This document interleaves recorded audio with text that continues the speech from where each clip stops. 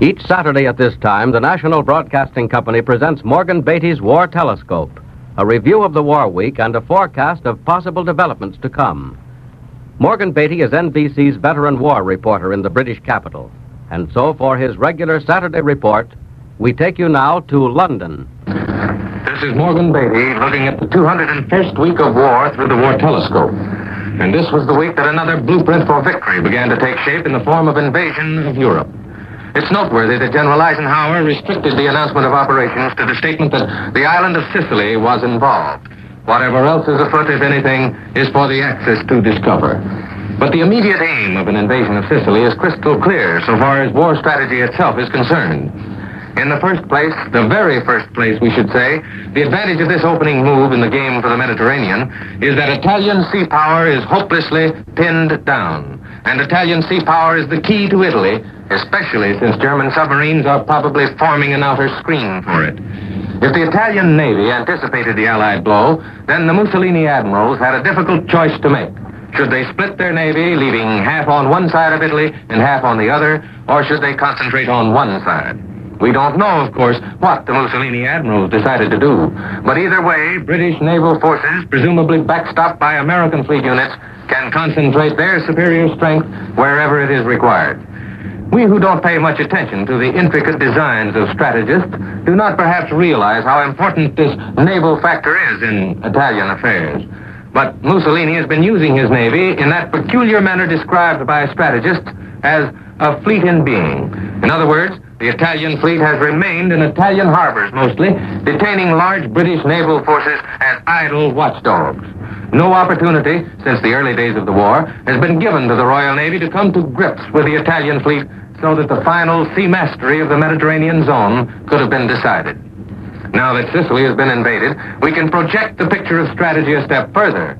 Once we've won Sicily, the controls of the Straits of Messina will be in the Allies' hands, especially with the added superiority in air power. British and American naval forces, also buttressed by air power, can plan now to concentrate on Mussolini's fleet units wherever they are as soon as we've captured Sicily.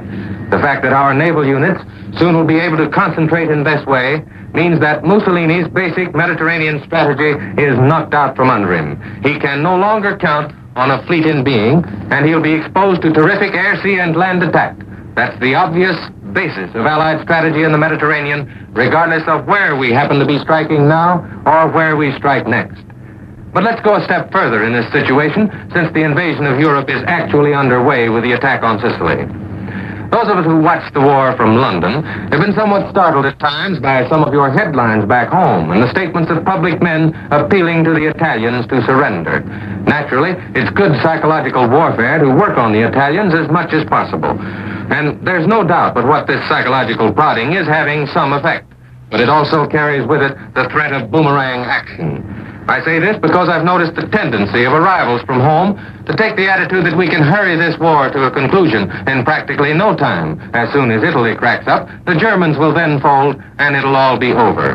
Now, I'm perfectly willing to agree that that may be the way it works out, but we should also be warned, not only by the facts of current events, but the facts of history. We should take warning that no matter how close is the Axis crack-up, even if it's just around the corner, the full-scale preparation for invasion and for war a year ahead is absolutely essential now. It's all the more necessary if the Axis is close to defeat. Perhaps it would be wise to recall 1918 in the way the Germans cracked then, so that we may better understand unfolding events this year. In the spring of 1918, the Germans launched a do-or-die offensive on the Western Front. Note carefully that this drive of 1918 was on the Western Front, because that's important in relation to events today. The drive was highly successful for several reasons. In the first place, General Ludendorff and his associates had finally figured out what generals should have learned at the end of our American Civil War, namely that dispersion and infiltration of troops is the only way to beat modern firepower. Anyway, the Ludendorff infiltration tactics succeeded against the Allies temporarily because we were unprepared to meet the change and because the Germans were determined to win or lose all by that drive.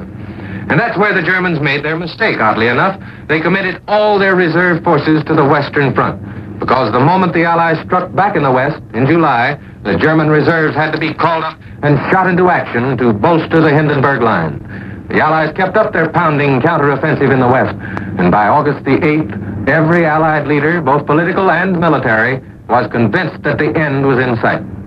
And if you'll read the last chapter of a book named The World Crisis, 1911 to 1918, by a fairly well-known author named Winston Churchill, you'll discover that he, too, was convinced in the first week of August 1918 that the war was all over but the shouting. But if you read carefully, you'll also discover that this same Winston Churchill, with the Allied Munitions Board in Paris, continued to plan for munitions and draw blueprints for war in 1919. The work went on at even higher speed than before because it was doubly necessary to convince the enemy of ultimate defeat at that time, at that moment, when he desperately hinted and hunted for a way out of defeat. And what's more, Allied leaders who failed in that hour to take full advantage, if they should have done so, of German uncertainty, who failed to ensure victory by complete preparation, would have committed the unforgivable crime. But the way the enemy convinced himself that the end was inevitable is the really decisive element of that year's peace. It's an element all too often overlooked, especially now when that same factor is decisive. The German decision whether to fight on in a hopeless military equation or to give up quickly and save lives. Within 6 weeks after August the 8th, the day of the fateful victory of the Allies on the Western Front in 1918, Hindenburg had made up his mind, but he reached his decision to appeal for peace not on Western Front battles, but because his reserves had been committed, and he had no more soldiers to face the Allies in the Mediterranean and Balkan theaters of war. That's the all-important thing. When we note that the Allies again are striking in the Mediterranean, and our strategists are obviously eyeing the Balkan trail, the trail that leads to Germany's back door, that's very important. Here's the German General Ludendorff's view, written after the war, the First World War, a view he reached late in September 1918. And note his opening phrases carefully. We quote him. As a result of the collapse of the Macedonian front, that's the Allied Balkan front of 1918, and of the weakening of our reserves in the West, says Ludendorff, and in view of the impossibility of making good the very heavy losses of the last few days, there appears to be now no possibility of winning peace from our enemies by force of arms. Now, it was true in 1918 that the whole German texture of resistance was weakening. There was mutiny in the fleet, discontent at home, and weariness in the armies of the West. But the thing that brought the end was the conviction in the minds of German military leaders that defeat was inevitable. This time, the problem's quite the same. And the first nation to worry about on the other side is Italy. Will Italy crack under the Allied blows now about to descend in great force? And how soon? That's the question. And if Italy cracks, can Germany be far behind? Fortunately, I'm able to throw some light on the answers to those questions. I've discussed the morale of the people of Italy with a man who has spent many years in that country and only came out, well, a few short weeks ago. For a long time, we sat in the dim recesses of a London club lounge, while this expert on Italy told me his impressions. They're so fresh and so carefully checked that I thought I'd pass them on to you today when Sicily is under attack. It is a fact that the Italian peoples and Italy are still not a cohesive nation in the sense of Britain or America or even Germany. The Italian peoples, however, hate the Germans. German soldiers are seldom seen, and when they're brought into the country, they're quickly herded into special camps, and they're not allowed out to mix with the Italians. But it is equally true that the Italians have grievances against the Allied nations. They do not forget the Versailles Treaty. The Italians still think they were tricked by England and France in 1918. Then there's the matter of sanctions back in 1936. The ban on oil shipments for the Abyssinian campaign. That rankles in their minds. But now, the Allies have taken Italy's overseas empire, the very last vestige of that empire. The Italians do not forget that. They don't hate Englishmen, Frenchmen, or Americans, but they do not forget. On the other hand, Italians, as we've noted, do not stick together like other peoples exactly. My friend thinks that Italy cannot be beaten by bombing alone, mainly because the Tuscan farmers care not at all whether the Genoese are bombed out of house and home. Italians are, after many years of nationhood, in fact, and many more years of Mussolini, they are still not Italians first. They are Tuscans, Romans, and so on. The Italians do not have confidence, strong, healthy confidence in the Mussolini regime of fascism. They complain bitterly about it. They ridicule all fascists. But, my friend points out, the Italian doesn't like it if you, a stranger, criticize his country or his government. The Italian will, in such cases, cite to you the great improvements under Mussolini, drainage of the land, great public works, and the like. So we should never count on the Italian people to turn upon Mussolini in fury and destroy his regime. They have had exactly 20 years of fascism, and while the Italians don't like the political graft under that governmental form, there is no sign of hatred for Mussolini, and there is no democratic leadership either to stir up revolt or to carry on in case Mussolini's regime should totter. The Italians, says my friend, have great love and respect for the House of Savoy, but neither the king, who accepted a foolish emperorship of Albania, nor the crown prince are capable of leadership.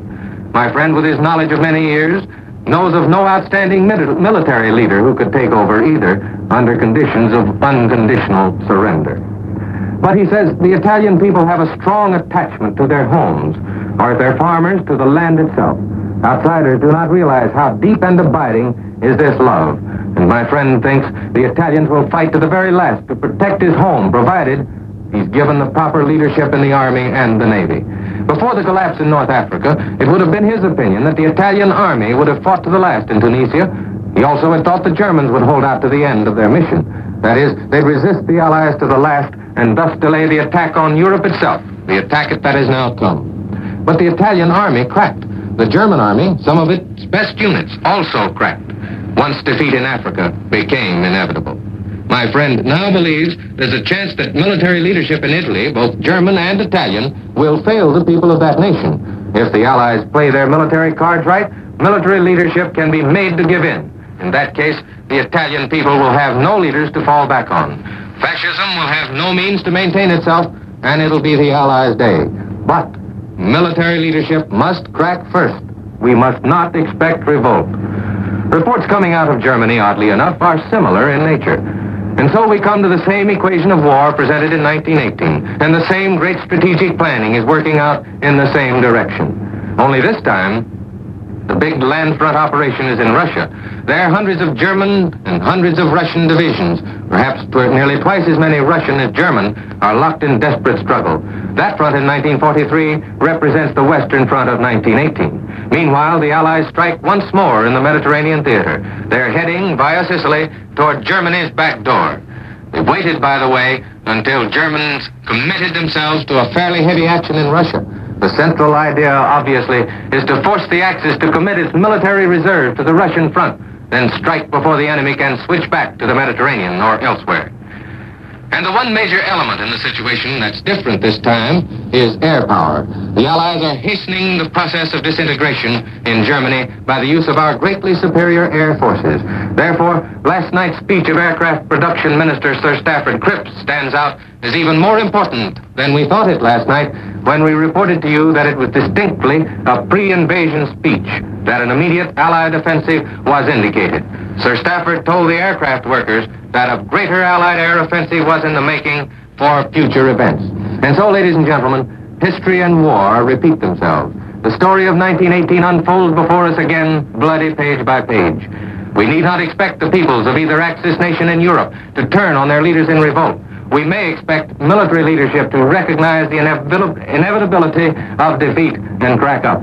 But in expecting that, we should be sure to keep up the pressure and increase it, to plan for war in 1944, 45, and 46. And now this is Morgan Beatty saying so long until next Saturday. You have been listening to War Telescope, a weekly report on the war as seen from London by Morgan Beatty, NBC's veteran war observer in the British capital. Mr. Beatty is presented every Saturday at this same time, so be sure to tune in again a week from now. This program has come to you from London and New York. This is the National Broadcasting Company.